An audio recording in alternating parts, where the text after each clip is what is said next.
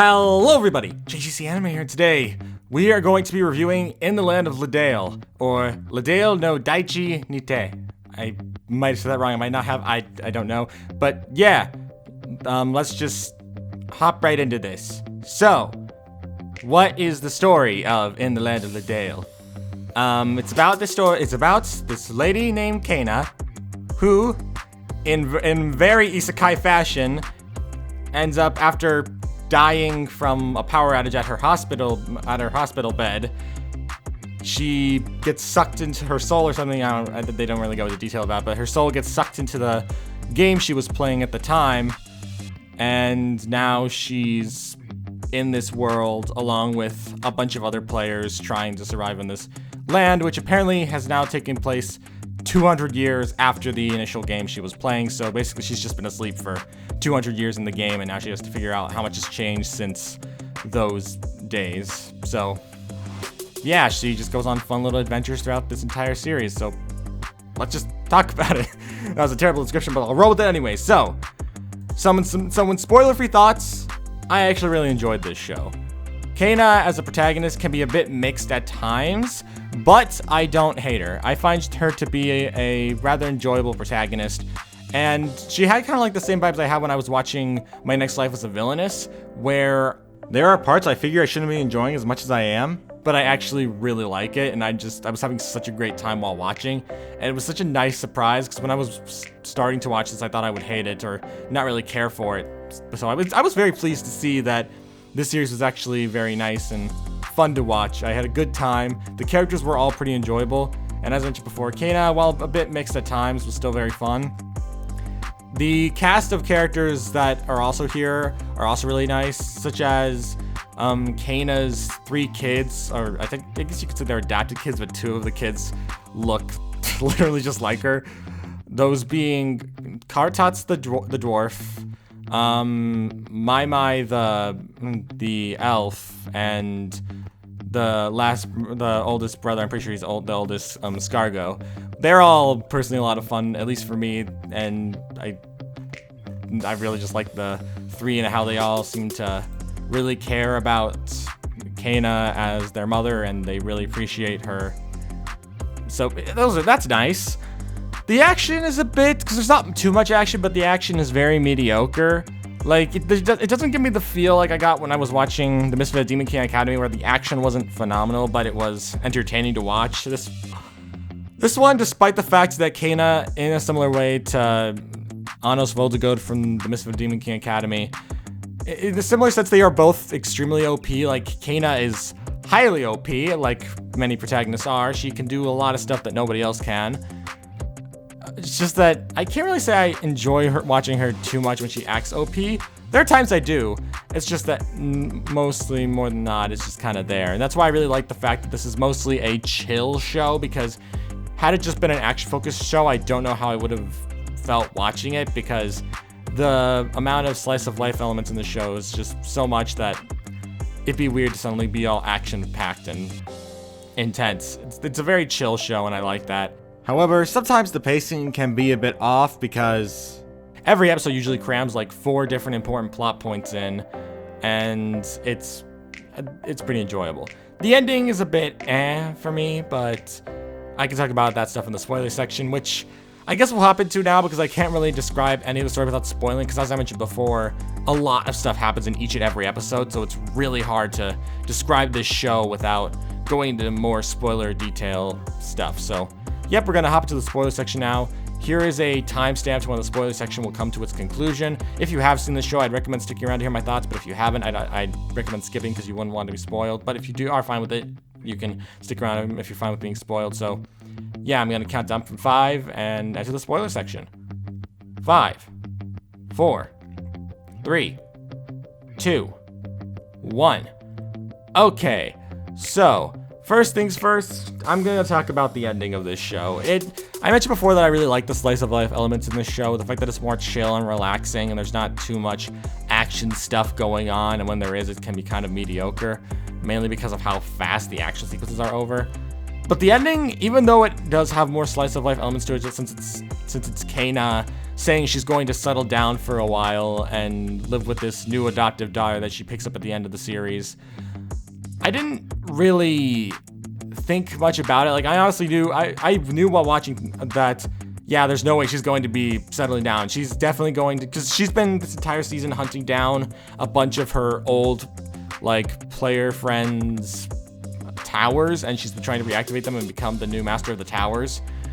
But the fact that she's like, I'm gonna settle down, just feels like such a random little addition, because we know she's not going to. If there's going to be a season 2, which I don't know if there will or won't, we know she's just immediately gonna head back out there.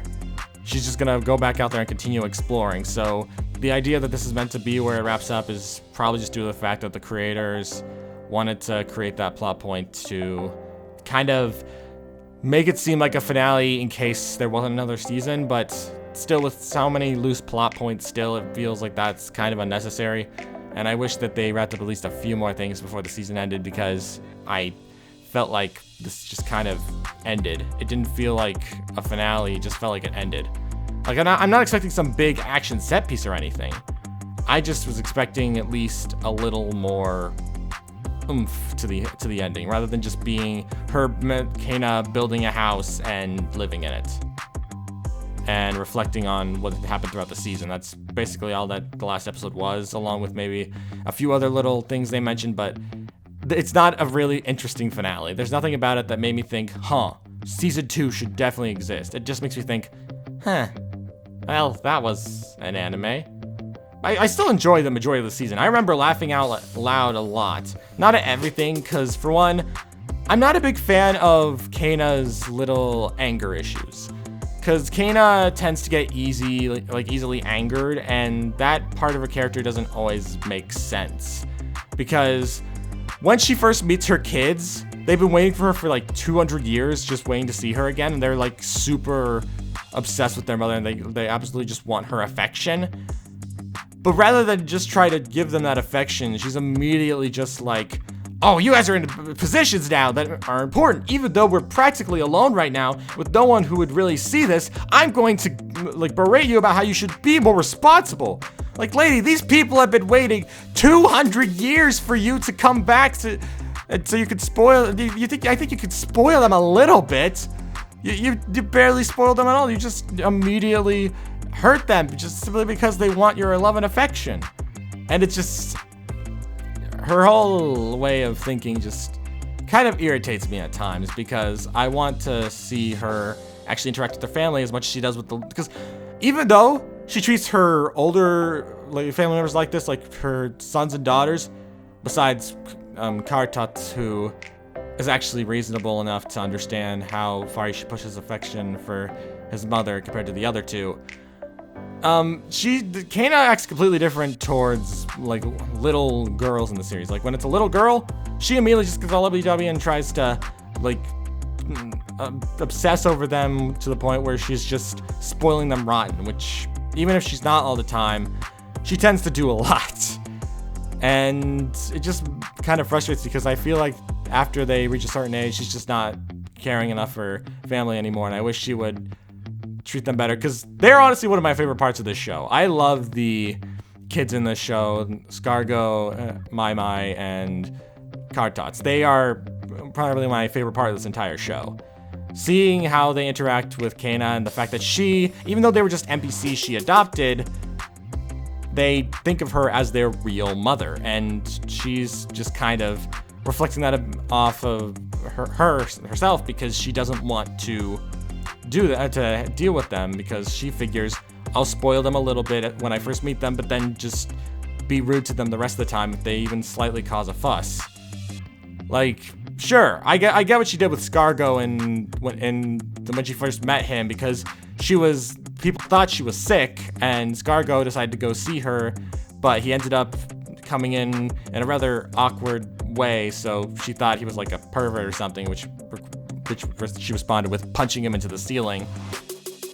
But I don't know, just I feel like the way she treated her kids in this series was very poor, and I feel like Kane as a character needs to learn to grow to understand people better, because so far she kind of gives me the same vibes as the main character of In Another World with My Smartphone, where everyone just kind of accepts her and is happy to have her around. None of them are really scared of her. They're just like, oh, I'm glad she's on our side, is probably the most they are scared of her, and they tend to be a lot more chill around her. And I wish that someone would try to talk to Kana and be like, hey, you got issues, fix them.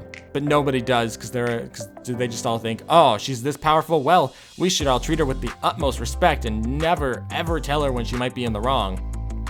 So that's a bit of an issue, but I still did enjoy this adventure a lot. There are some things that I felt were kind of unnecessary, like this fairy that gets added in after the first few episodes, that just kind of is there. She's done absolutely nothing. Like, the fairy just sits there next to Kana the entire time, just mimicking her movements at most, just doing absolutely nothing for the story. It might do something in the future if there's another season, but so far it's done absolutely nothing. And yeah, I'm making it sound like I really don't like the show, but I'd be lying if I said I didn't really enjoy it. Unless you would like pay attention to the finale, which I wasn't too big on, because it didn't really feel like a finale. It just felt like a wrap-up epilogue, which really shouldn't be there for a story that clearly still has a lot of content to cover still. I enjoyed most of this series. I thought it was very fun to watch. Even one of my favorite aspects, despite how much I say I don't like about Kana's character at times, there was one thing I liked, and that was her like involvement with the character Shining Saber. Shining Saber's like this lizardman guard guy who tries to protect the kingdom, and they end up creating this one little moment in the show that kind of like ships him and Kana, which honestly, I love watching that scene over and over again. It's just such a great scene. I've watched it a few times now just because of how adorable it is, especially with how Kana actually seems embarrassed around him when he did that. And as weird as it sounds, I kind of ship it, because I think the two of them might make a rather interesting couple. But that's a moment on its own that I just really enjoyed. So, yeah. As I mentioned before, the fight scenes aren't that incredible. Usually they just happen the same way. Similar to Overlord, only not as intense. They would have these characters try to fight off some big monster, then Kana just shows up and immediately demolishes it. And yeah, the action scenes aren't incredible, but I guess you could say I kind of got like In Another World with My Smartphone vibes from this, mixed with By the Grace of the Gods, where it had the wholesomeness of By the Grace of the Gods while also having the weird animation and pacing of In Another World with My Smartphone, where it wasn't terrible, but it wouldn't say it was like the best thing ever. So yeah, I can't really say much else, because, well, I guess I could say that I liked that she got to actually meet other players. Like, Kana does meet with other players in this world, but if I had to talk about one more thing, actually, now I remember it, there is this one thing that both I liked and hated at the same time, and that's the weird pacing with this show. Like, so much is covered within a single episode that sometimes I wonder how they do it, where it works. The pacing is well done and well executed. However, it also can be really fast at times. So sometimes when I'm watching, I just think, wait, we're at this now? And the other stuff I'm like, oh, we're only at this now. So yeah, the pacing can be awkward at times, but for the most part, it's handled pretty well. And yeah, I got anything else to say that wouldn't just sound like rambling. So we're at the conclusion of this video. And what are my final thoughts? It's decent. I think this show, I'd put it up there a little under My Next Life as a Villainess in terms of how much I enjoyed it. I had a good time. Even though I had problems with the characters from time to time, I still had a great time watching, and I don't regret sitting down and watching this show. As such, I'd probably have to give In the Land of Leadale a 7 out of 10. Pretty solid, enjoyable at times, and I did laugh out loud on several occasions, but I wouldn't put it as like a big show that I could obsess over. It's like a fun little, oh, I guess I could watch that type of show, and I don't regret checking it out. So yeah, that's all I have to say. Thank you all for watching. If you're new to the JGC Anime channel, don't forget to subscribe. I always welcome new anime fans to the channel, and I will see you all around. Peace!